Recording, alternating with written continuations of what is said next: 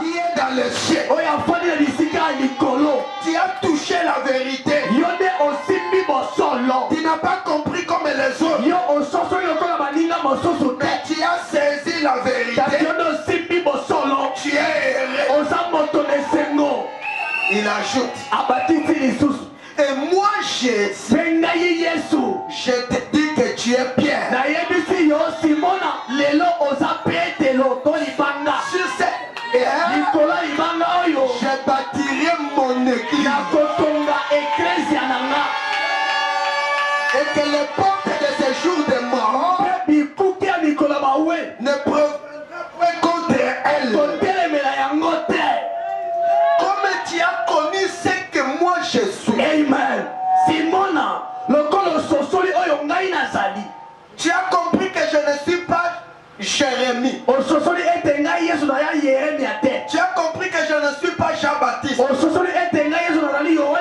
as compris que je ne suis pas un prophète par hasard.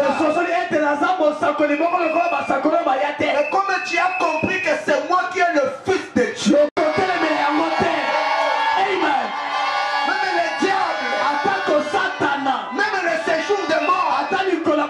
C'est-à-dire, même si tu es dans la tombe, si je viens, tu ressusciteras.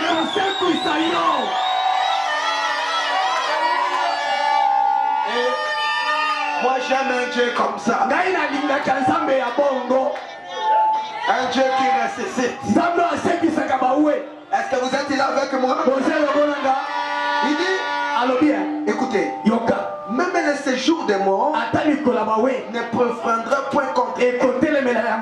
Il ajoute, comme tu as connu cette révélation, c'est-à-dire tu es dans cette église, je te donnerai les clés du royaume du ciel.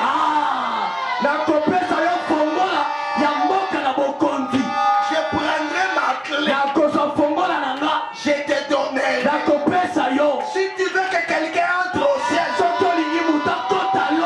ou tu ouvres, tu lui dis entre.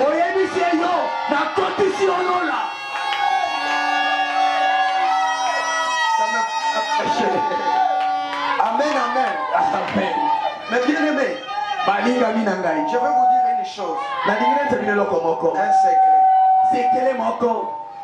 Sur cette terre, il y a les gens qui font entrer les gens au ciel. Amen.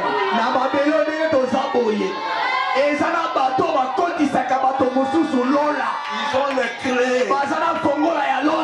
Ils l'ouvrent. Vous savez, il peut te faire entrer au ciel, que tu veuilles ou pas.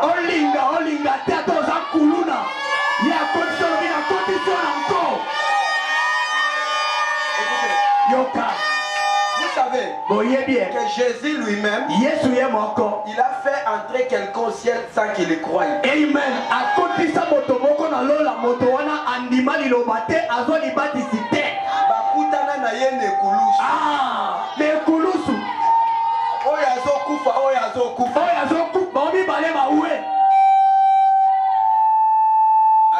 Seigneur,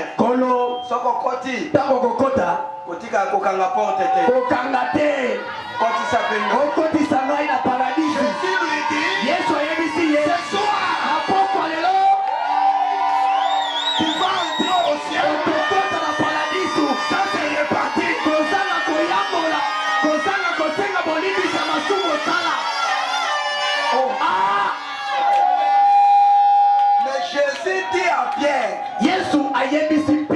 quand je serai parti, je te donnerai ces clés. Et il ajoute,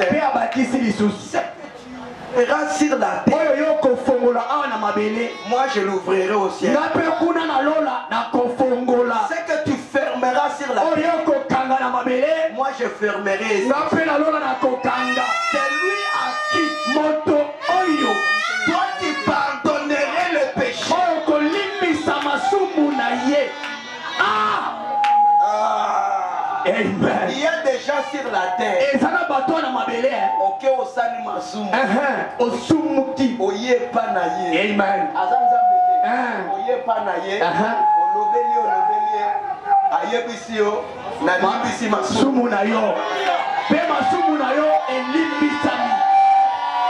C'est ça l'écriture. Yango nde likomi. Lui à qui tu pardonneras les péchés. Moto oyo kolimbisa masumu na ye. Toi Pierre, yo petelo. comme tu as compris la révélation. Lokolo sosoli emoniseli. Comme tu as compris ce que moi je suis. Lokolo sosoli ngai na zanage. Je te donne le clé. Na peso fongola. Et si tu pardonnes quelqu'un, soto limbisi moto moko.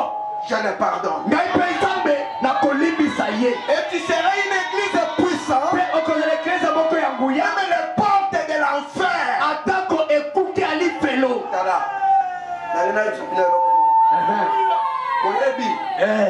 Si quelqu'un est un vrai croyant, soki moto aza mondimi ya solo, il n'aura pas peur des sorciers. Amen. Moto wana abangaka bandoki te. Je vais vous dire une chose. Nakobakisa eloko mosusu. L'église qu'on prêche beaucoup sur la sorcellerie. Eklezia oyo bateyaka bato mingi likolo ya kindoki. Ils ont peur des sorciers. Eklezia wana babangaka nde bandoki.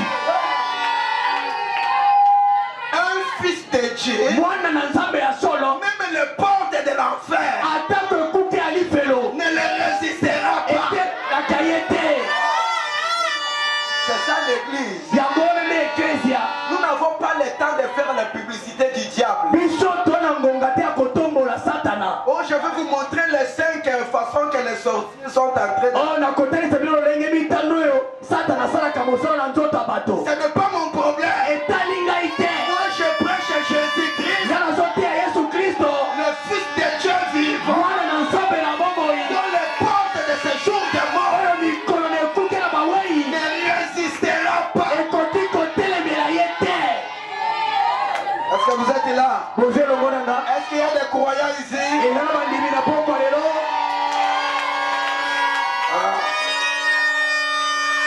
Maintenant, sikoyo vous comprenez, c'est ça le début de l'église. bino bososoli ete yango nde ebandeli ya eklezia. C'est ce que lui-même, le fondateur, a dit. ye moko kolo na eklezia nde alobaki. Donc l'église, eli koloba eklezia ce n'est pas l'école ezali esika bateyaka bato te, où vous prenez des cahiers oyo kozwa kaye et vous écrivez obandi kokoma verset paragraphe, tu peux écrire, okoki kokoma, mais ce n'est pas ça. kasi eza oyo tozolobela te. Je vais te faire nzambe alingi akomisa yo que tu deviennes, okoma, même le séjour des morts atako mikolo ya bawe ne te résiste pas. etelemela yo te.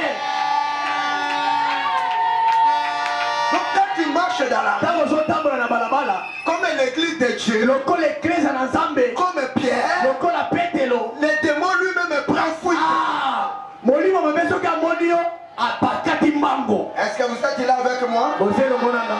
J'ajoute encore un deuxième verset. nabatisi likomi ya mibale. Je suis dans Acte 1:4. misala batoma mokapona ya molongo na mine 1:4. Il dit, elobi boyi, comme il s'est trouvé avec eux, lokola azalaki elongo na bango, c'est-à-dire après la mort et oyo nde yesu azoyebisa bayekoli na ye ndenge nini eklezia na ye ekozala. il dit, mon église alobi eklezia na nga sera tellement puissante ekozala eklezia nguya, que même le séjour des morts ata mikolo ya bawe ne peut pas le résister. ekoki kotelemela yango te. Mon église eklezia na nga recevra akozwa une puissance. nguya moko. Amen. Est-ce que vous êtes là avec moi? boza elongo na ngai. Mais vous recevrez une puissance. kasi bino bokoyamba nguya Le moko. Saint-Esprit survenant sur vous. molimo santo ekoya likolo na bino, Et vous serez mes témoins mpe na ngonga moko batatoli na à nga Jérusalem, awa na yerusalema, dans toutes les Judées, na jude mobimba, dans Samarie, na samaria, jusqu'à l'extrémité de la terre. tina na suka mokili. Quand vous allez recevoir la puissance, ntango bino bokoyamba nguya. ça Jésus est en train de donner la caricature de son église. Amen. oyo nde yesu azopesa lolenge eklezia na ye ekozala. Ça sera une église puissante, ekozala eklezia moko ya nguya, une église baptisée du Saint-Esprit, eklezia oyo ebatisami na molimo santu, une église dont le diable ne peut pas le résister.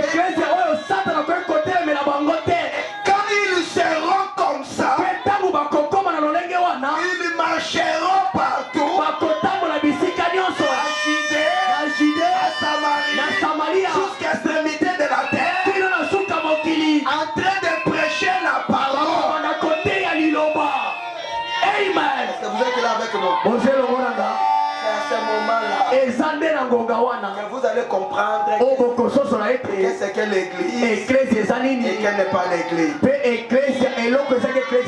Je veux que vous me compreniez. Est-ce que vous me saisissez? Je veux que vous regardez ici. Est-ce que vous me saisissez? On peut acclamer un peu pour le Seigneur Jésus.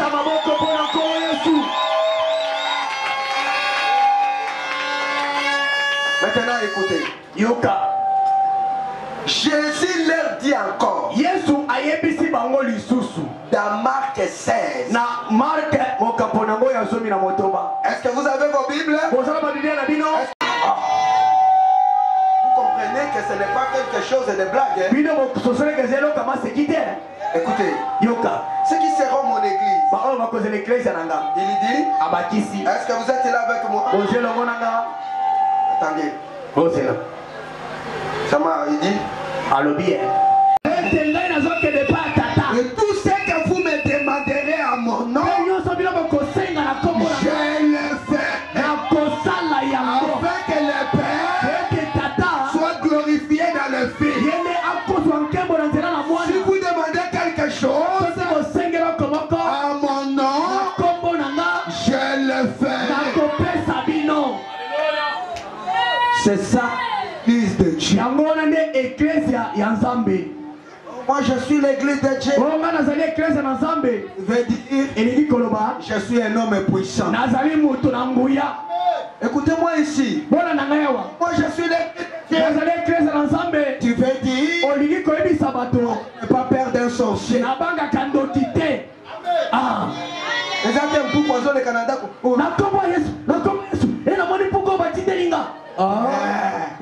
C'est le sorcier qui doit avoir peur de toi. Est-ce que vous êtes là? Est-ce que les enfants de Dieu sont ici? Amen. Est-ce que vous êtes là avec moi? C'est ça l'église. Maintenant, c'est ça ce que Jésus appelle l'église. Pas un rassemblement des gens. Parce que les politiciens aussi se rassemblent. Mais ils ne sont pas l'église. Parce qu'à l'école nous entrons aussi comme ça. Mais ce n'est pas l'église. Ce qui fait quelque chose de l'église. Amen. C'est les gens qui reçoivent la révélation de Jésus et qui croient à son nom, qui deviennent des gens puissants dans le séjour des morts, n'ont pas peur contre elle, et ils marchent, ils peuvent mettre les morts malades. Tout celui qui croit, qu'il soit fille ou garçon, s'il croit la parole, il peut mettre la main et quelqu'un peut être guéri. Amen. Quelqu'un qui a reçu la puissance. Maintenant écoutez, je vais lire un peu Frère Branham dans l'exposé de cet âge de l'église, page 122. Dans l'ordinateur, point 222.1. Tout comme l'église est primitive. Amen. Au début, sur le ministère du Saint-Esprit, avait des signes, des produits, des manifestations, comme des prophéties, de parler à l'âme, de l'interprétation, les dons de la sagesse et de la connaissance, et les dons de la guérison. C'est ça l'église de début. Quand l'église a commencé, c'était une église puissante, une église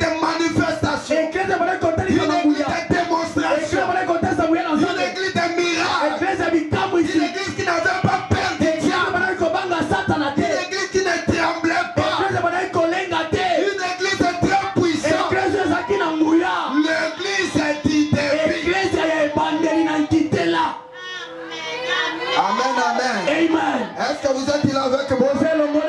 Est-ce qu'on peut me Est-ce qu'on peut l'église c'était une église comme ça. Et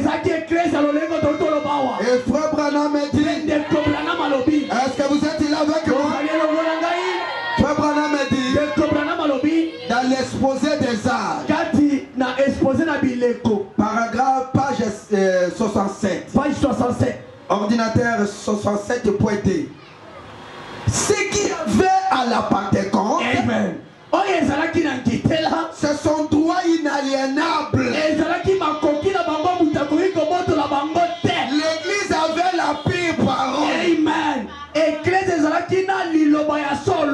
avait la puissance de l'esprit et des manifestations, de divers signes, de produits et des dons de l'esprit.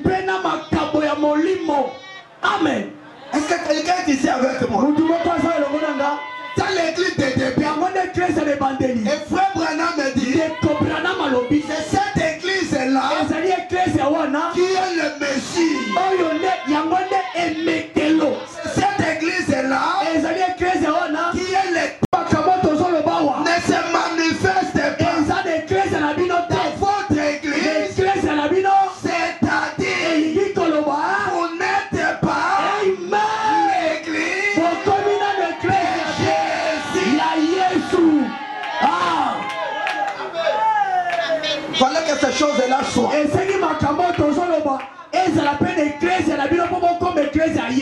Est-ce que vous êtes là avec moi? Je vais aller, je suis vraiment obligé de courir et terminer. Frère Branham me dit, dans 64 il dit, oh, nous savons avec précision, par la parole écrite, par le Saint-Esprit, et comment Dieu s'est manifesté à elle. La parole ne peut pas être changée. Amen. Ou être enterrée. Comme Ève l'a fait, qui amènera le péché et la mort.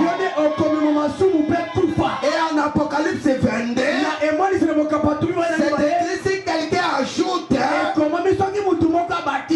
va le frapper de fléaux.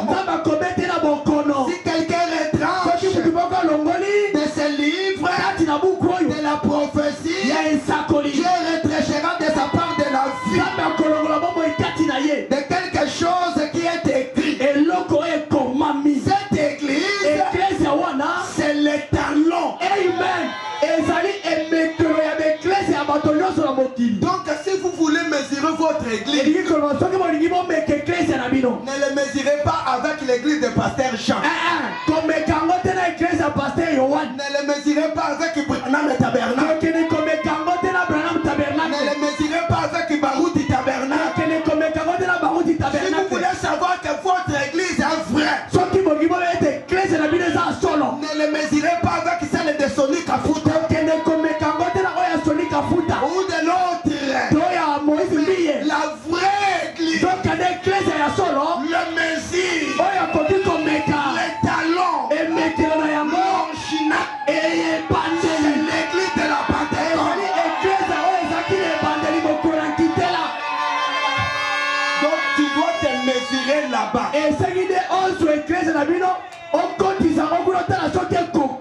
Toi comme église, il fallait que ton nom soit là-bas.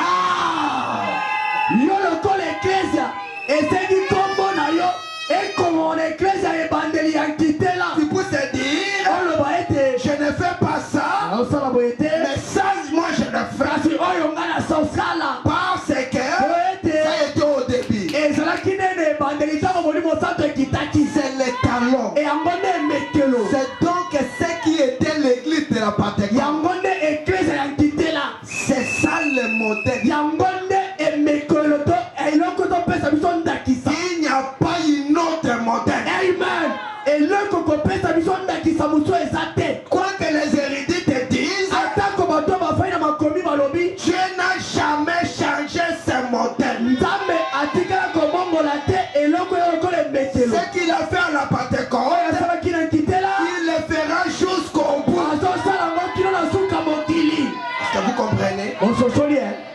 n'ai pas le temps d'aller très loin. Nazana ngokene mosika te. Maintenant, écoute.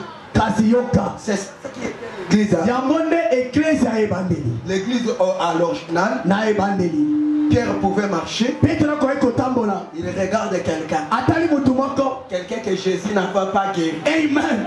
Moto oyo Yesu neleko na ye abikisaka ete. Parce que Jésus passait par cette porte. Pwete Yesu molepe koleka ora pe akontime na tempelo wana. Et la Bible dit qu'il était toujours là. Amen. Biblia bi ete mutu wana azali kaka wana tango ko sengaka mbongo lisungi. Jésus sautait. Yesu aye aleki ye. Parce qu'il savait. Pwete ayebaki Que son église ecclesia na ye va finir le travail. ekosilisa mosala oyo atiki wana. Et Pierre, Pe Petelo sur la même porte, kaka lekuke mokomoko il passe, aleki il voit cet homme. amoni elenge mobali oyo Il dit, hey, monsieur, alobi yo mutu mutu qu'est-ce que tu cherches? ozoluka Il dit nini l'argent. alobi nana posa mbongo Ni or, naza na wolo te ni argent. nana mbongo te Mais je ne suis pas mes kasi brebis. na maboko pamba te Je suis un croyant. naza mondimi ya yesu Croyant de ce message. nazali mondimi ya sango oyo Je peux te donner nakoki kopesa yo ce que j'ai. oyo naza nango Non. walo L'homme moto donne que ce qu'il a. amen moto apesalaka eloko oyo aza nango Et Pierre pe petelo avait la puissance. azalaki na nguya kati Dieu na ye le regardant. atali ye Il dit au nom de Jésus, alobi na kombo na ye lève-toi. telema Messieurs pe buta mutu ne comprenez pas. asosolaki te Pierre le saisit. pe asimbaki ye Élève-toi. pe atombolaki ye L'homme se met debout. pe moto L'homme marche. akomi kotambola Parce que Pierre pete petelo était le plus de Dieu. azalaki eklese ya yesu peta maboko mpona nkolo Est-ce yesu que vous êtes là avec moi? Amen. Mais kasi laissez-moi aller pour terminer. tikanga nakende pote nasilisa Je suis obligé de sauter les boye esengi natika makomi mosusu Ce qui est arrivé. kasi likambo nini yango ekomaki Le diable, satana quand il a vu que l'église était très puissante, ntango amoni ete eklise eza na nguya makasi il n'y avait pas moyen de le combattre. lolenge akobunisa yango eza te La Bible dit, biblia elobi le diable s'est fait aussi incroyable. satana mpe akomaki mondimi Il est venu dans l'église. aye mpe na eklesia Il s'est introduit. amikotisi lokola mondimi Il est devenu un diacre. akomi sikoyo nde diakono na eklesia Après un batteur de tambour. mpe na nsima akomi kobeta mbunda Après, il est devenu aussi un prédicateur. mpe na nsima mpe akomi moteyi Diable prédicateur. satana kasi moteyi Prêchant dans l'église. azoteyaka kati na eklesia ndoka na satana Mais lui-même est un sorcier. kasi ye moko aza ndoki Ne pensez pas que tout le monde qui dit Jésus, ce sont des saints. bokanisa teke moto nyonso oyo atangaka kombo ya yesu ye naza mosantu Que vous êtes là avec moi? ozali elongo na ngai La Bible dit ceci. biblia elobi boye En Apocalypse 6. na emonisele mokambo nango ya motoba J'ai regardé. ngai natalaki Et voici apparu un cheval blanc. mpe namoni mpunda moko ya pembe Celui qui le montait oyo amataki likolo nango avait un arc. azalaki na likalo Une couronne lui fut donnée. mpe motolo moko epesaki Il ye est parti avec elle akendaki na kolonga pour po vaincre. ete alonga Et Branham nous dit que cet homme-là, branam ebisino moto amataki na mpunda pembe wana c'est le diable. ezaki satana Il est venu dans un cheval blanc. aye likolo ya mpunda pembe C'est-à-dire comme un innocent. aye lokola moto ayebi likambo te À l'église. aye kati na eklesia La peine en diminanga. nga na ndimi liloba Pour baptiser. bopesanga bati na kombo ya yesu kristu Après un moment donné, mpe na nsima ngonga vous pouvez un frère. bozobenga ndeko na biso ya mobali Après un moment na donné, nsima il est devenu pasteur. akomi mpe mokengeli losambo La Bible dit ceci. biblia elobi boye Je cours vite pour terminer. nazotima mbangu mpo nasilisa Écoutez Acte 20 et 28. yoka misala matomo mokabolonga tuki mibale ezala otanga tuki na mwambe C'est Paul qui dit, mpona lobi prenez garde à vous-même, amen boteba bino moko à tous les troupeaux sur lesquels le Saint-Esprit vous a établi et fait, na bisika so oyo molimo santo atyo lokola ntoma pour peindre l'église du Seigneur. po ete osala mosala eklese ya nkolo Quand il s'aiguise par qu'il a acquis par son propre sang. po ete ene oyo asombaki bango na makila na ye moko Je sais nayebi qu'il s'est introduit parmi vous. ezala bato bakoti kati na bino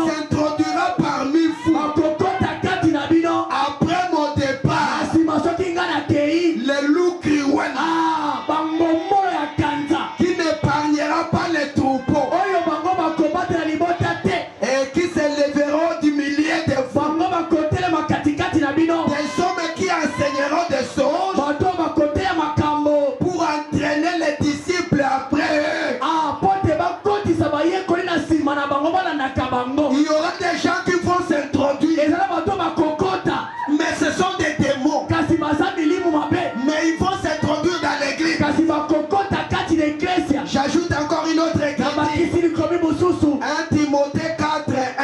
Ah, Timothée yambo mokaponani na olonga liboso. Mais l'Esprit dit Kasi molimo elobi. expressement Elobi na lombango. dans les derniers temps, Na mikolo na suka. quelques-uns abandonneront la foi Amen.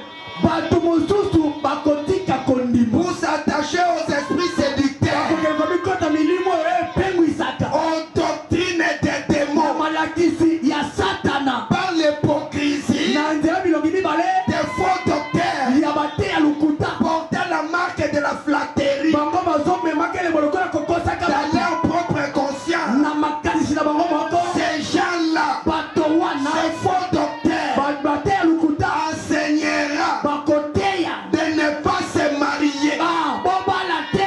Otikela minzemba. Est-ce que vous connaissez une église comme ça Boyebe eklesi ya bongo. qui enseigne de ne pas se Oyo marier? bazoteya bato babala te. La Bible dit, Bible elobi.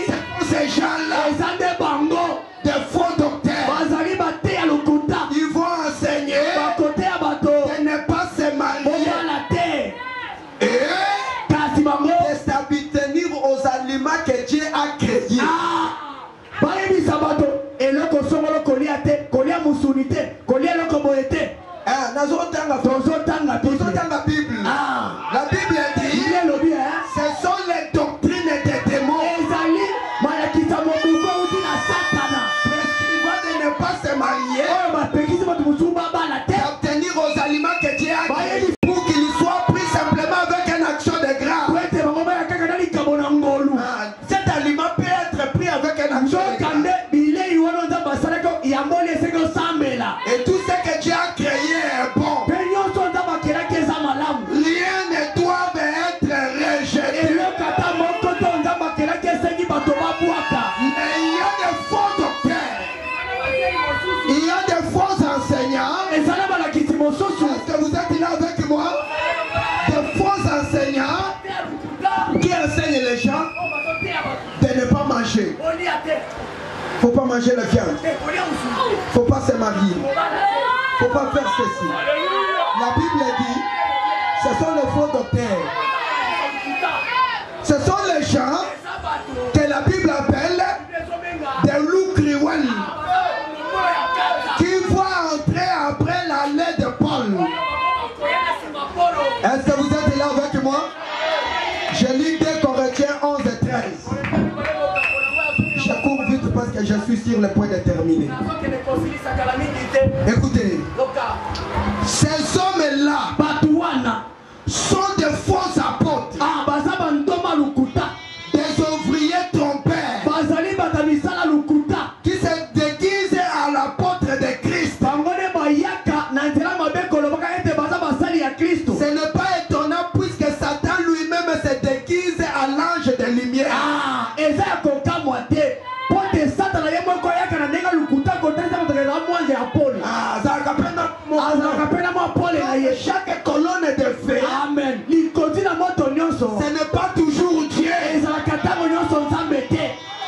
Il n'est pas étrange Eza ya kokamwa te. que ces ministres Ete bateyi wana. se déguisent Bango bayaka na nzela lukuta. au ministère de la justice. Na lotomo ya koteya boyenge beni. Mais leurs faits seront leurs œuvres. Kasi suka tokoyeba bango na misalo bakosala. Est-ce que vous êtes là avec moi? Boze logo na ngai. Mes amis, Balingami. je suis vers la fin. Nakomi pene na suka. Écoutez, Yoka. ce sont ces disciples-là Ezale bayekoli wana. qui ont combattu maintenant l'église. Bango nde babundisaki eklesia. Ils ont combattu l'église à l'intérieur. Ah, babundisi eklesia na kati ya eklesia. Donc il est pasteur. Azali pasteur motei. Pasteur Pétas. Kasi azali Aza pasteur. pasteur petas. Il est pasteur. Aza pasteur. Mais pasteur Pétas. Kasi ala pasteur petas. Il danse avec des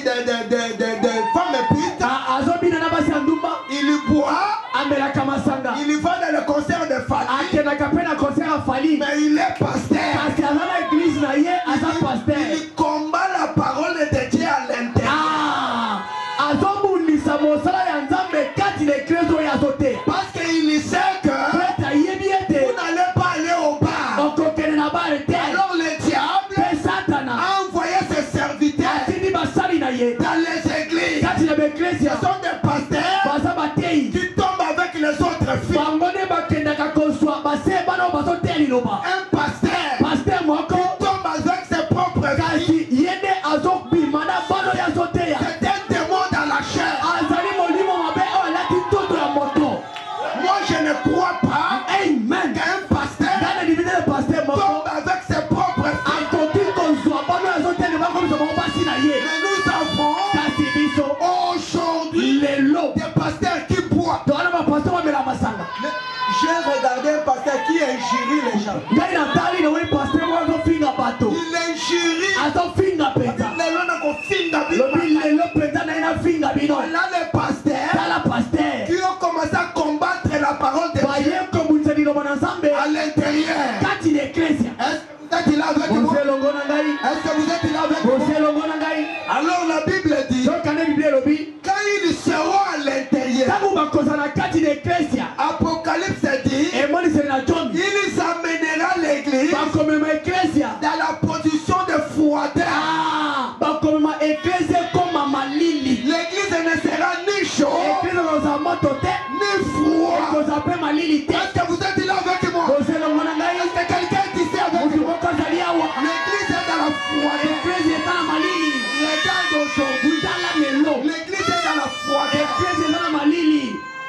Frère Branham nous a dit ceci. La plus grande malignité du diable, Amen. c'est de te faire croire que tu es sauvé alors que tu n'es pas sauvé. Parce que nous avons, comme le pasteur et même fait la prostitution. Maintenant c'est croyant. Vous pouvez trouver une sœur qui croit à la parole, mais il a des petits chéris. Mais quand même il chante dans les chorales. Et vous savez, même dans les chorales là, ils se font des choses. C'est ce qui fait que les païens ne nous croyaient plus. Amen. Parce que nous vivons avec eux. Nous vivons avec eux. Nous faisons des choses avec eux. Nous coupons les mêmes côtes. Nous avons les mêmes pantalons. Nous avons les mêmes jupes avec eux. Il n'y a plus moyen de faire la dépense. L'église est devenue froide. L'église est trop païenne. À tel point qu'un frère a chanté. Je cherchais l'église. Je l'ai trouvé dans le monde. Je cherchais le monde. Je l'ai trouvé dans le monde. Et lorsque l'église mélange la parole avec le système humain, la puissance de Dieu disparaît. Et quand la puissance disparaît, les gens vont aller faire des fétiches. C'est pourquoi nous avons aujourd'hui des têtes dans les vides. C'est que dit refait. Les pasteurs sont allés chercher des fétiches. Pourquoi? Parce qu'ils ont falsifié la parole. Et l'église est tombée. Parce qu'ils ne mangent plus la parole. Je suis arrivé à la fin. Et si vous regardez aujourd'hui, si nous regardons tout autour de nous, autrefois, quand on grandissait, on savait que celui-ci s'habillait comme une femme petite.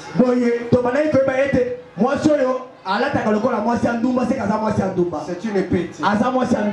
Aujourd'hui, cette différence n'est plus. Autrefois, on savait que celui-ci c'était un païen. Et celui-ci c'était un chrétien. Mais aujourd'hui, il n'y a plus la différence. Le monde nous a envahis. Comme il savait que dans les derniers jours, les gens seront trop intellectuels. Ils vont enseigner. Nous vivons dans l'âge, même les femmes enseignent. Même s'il est au temps de son période, il met les pampers, il passe dans la chair. Il est un démon.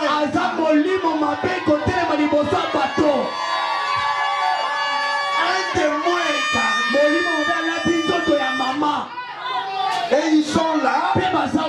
Et ils disent Dieu ne fait pas la différence des gens. Mais quand Jésus est venu, quand il prenait les disciples, les apôtres, il prêchait. Pouvez-vous me citer un seul apôtre femme? Il avait des disciples femmes. Mais les apôtres, les ministres, il n'a pas pris une femme.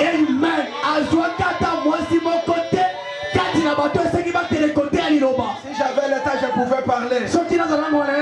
Mais écoutez, Dieu savait cela. Et Dieu est plus intelligent que les gens. Amen. Il savait que les gens seront trop intellectuels. Et même les femmes vont enseigner l'évangile.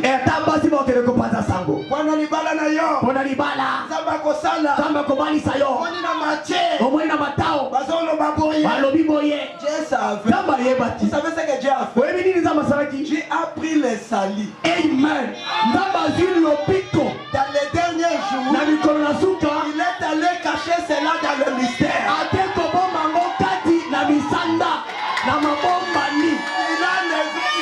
Il a levé les salis dans les évangiles. C'est pourquoi vous voyez, on prêche, mais les gens ne changent pas. Parce que même si on te dit, ne volez pas, ne trompez pas, si celui qui te prête, lui-même n'a pas la vie, tu voleras.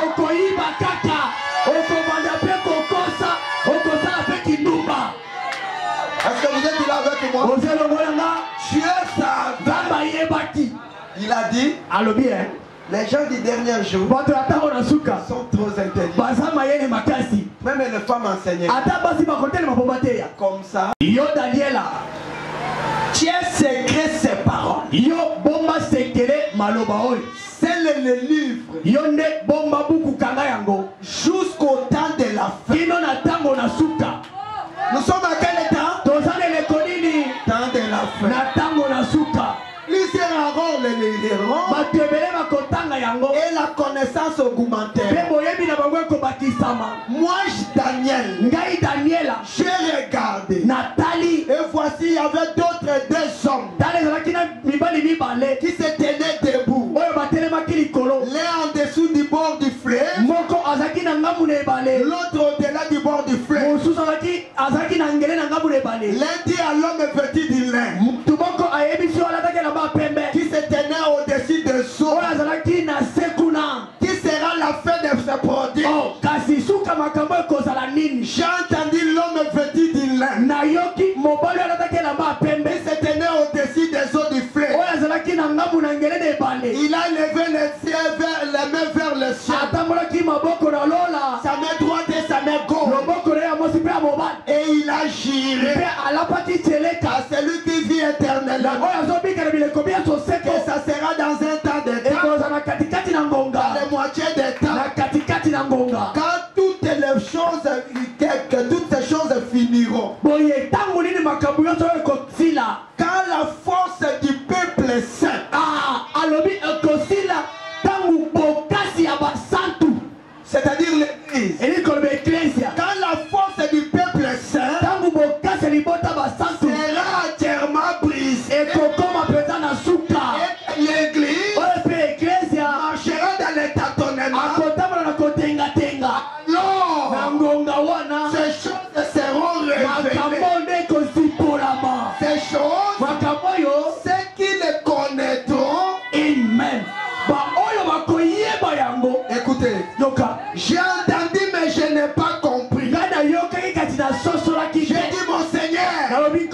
quelle est l'issue de ces choses? Il répondit, va Daniel, car ces paroles seront tenues secrètes, scellées jusqu'au temps de la plusieurs seront purifiés, blanchis, épirés. Les méchants feront du mal. Aucun des méchants ne comprendra. Amen, amen. Amen. Dieu prend l'évangile, il laisse au théologien. Et tout le monde prêche. On a libala na yo. On a makambo na yo. Ok, dans les derniers jours, Dieu savait que vous êtes trop malin. Il a pris les salis. Il a pris la purification. Il a pris le blanchissement. Il a caché à Daniel. Il dit, lorsque tu verras l'église est abattue, alors je dois les révéler. Ceux qui connaîtront ces choses, leur jupe commencera à descendre. Leur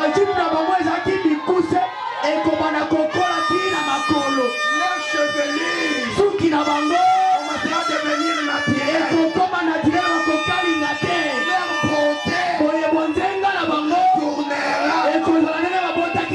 Est-ce que vous êtes là avec moi? La Bible dit, j'arrête par ici. La Bible dit, Dieu, écoutez, Dieu ne fait rien sans d'abord révéler son secret à son serviteur, le prophète.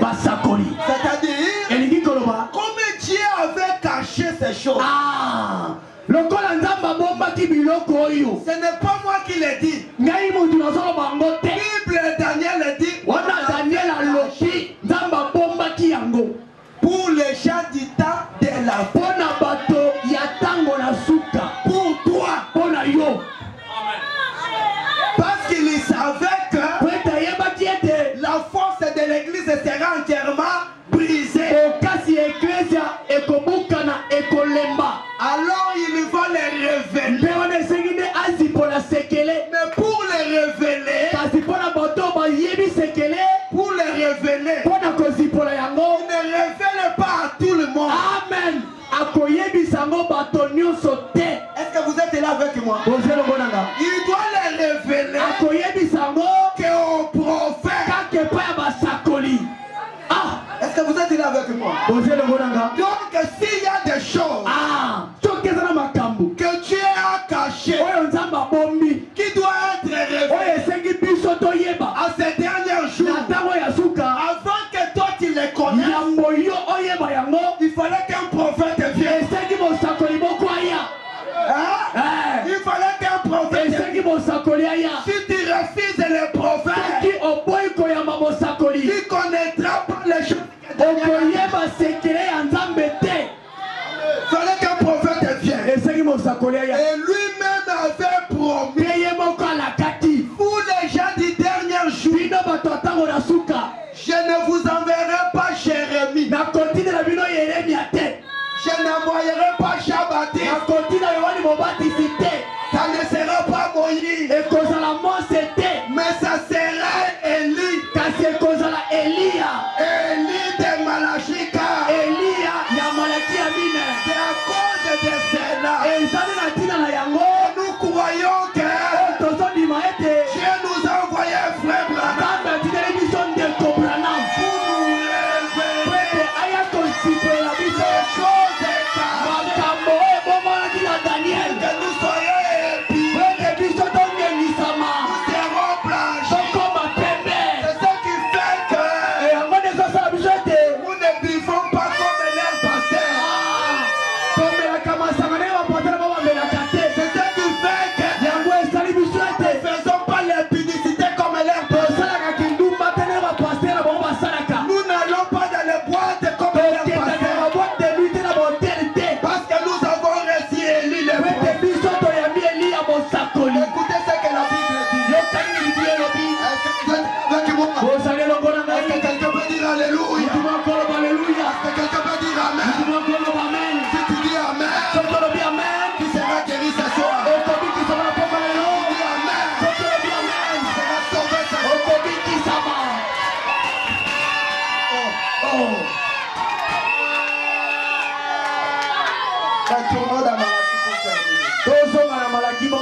akosongisa. Voici. Tala. Yebisa moninga na yo. Tala. Voici. Tala. Je vous enverrai Élie les na continue na Élie à Mossa. Akosongisa. Les cœurs de père Mitema tata. à leurs enfants. Et pas ya bana. Les cœurs des enfants Mitema bana. à leur Et père. pas ba tata. De peur que Kwete. je ne vienne Naya. frapper Koboma. le pays de l'Éternel. Moka ne pekiselo. Amen. Alors, Nangonga wana. laissez-moi danser Tikanga na bina. parce que j'ai reçu Élie les prophètes. Kwete na yambi Élie ya Mosakoli. Moi, Ngai. je marche la sirène. Natambola kaka na siki siki. L'écriture m'accompagne. Boye wana ne. Likoni ezobilanga. Est-ce que vous êtes là avec moi? Bozela mbonanga. Je veux vous dire une chose. Nakwebiselo koboko. L'église Ecclesia. du Seigneur Jésus Ya kolo Yesu. est une église puissante. Eza ecclesia nguya. Ce soir, Na pokwa lelo. si tu es malade, Soki ozobela. tu seras guéri. Okobikisama. Ce soir, Na pokwa lelo. parce que je suis l'église de Dieu. Kwete ngai nazali ecclesia nsambe na bomoi. Je le crois. Nandimi bongo. Je suis l'église de Dieu. Nazali ecclesia nsambe na bomoi. Ce soir, Na pokwa lelo. tu as un problème Soki oza na likambo. qui te dérange. Oyo ezotungisa yo. Même si tu es dehors, Ata oza libanda. ose de venir. Yaka. Tu verras le Dieu de Dieu. Okomona nzambe ya ndeko na bapropesa yo yano. Je suis venu pour te prier. Naye kobeta bino mondenge. Ce soir, Amen. ce soir, Na pokwa lelo. le Dieu de frère Branham Nzambe ya ndeko Branham. guérira les gens. Akobikisa bato. Vous êtes là avec moi? Ozelomona Ce ngai. soir, Na pokwa lelo. même si tu n'as pas un travail, Ata kozala mosala si te. tu crois que Dieu nous a envoyé, Soki olingi ete nzambe atili biso ya mosakoli. tu verras la main de Dieu. Okomona loboko na nzambe. Est-ce que vous êtes là avec moi? Ozelomona ngai. On se met debout. Toteleme likolo. Tu verras le Dieu de Dieu. Okomona nzambe ya ndeko Branham. Est-ce que tu as un problème? Ozala likambo. Lève simplement la main. Tombola loboko na yo. Alors que je vais l'appeler. Nalingi nabenga nzambe ya ndeko Branham. Chantez croix seulement. Tozokende koyemba